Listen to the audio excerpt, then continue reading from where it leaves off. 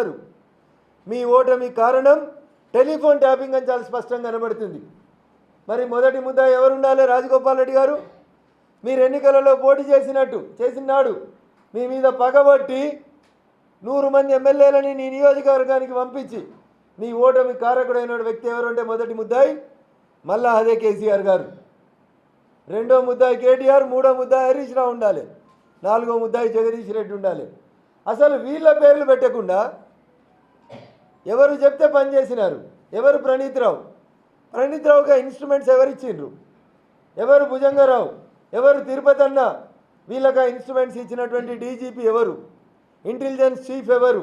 SIB chief ఎవరు? ఇవన్నీ ప్రజలకు తెలవాల్సినటువంటి అవసరం ఉంటుంది. ఒక టీవీ ఛానల్ తన ఆఫీసులో పెట్టి ఒక ప్రతిపక్ష నాయకుడి ఫోన్లని ట్యాప్ చేస్తుంటే ఇదేం జర్నలిజం అనేది ఒకసారి ఆలోచించాల్సినటువంటి అవసరం వస్తుంది.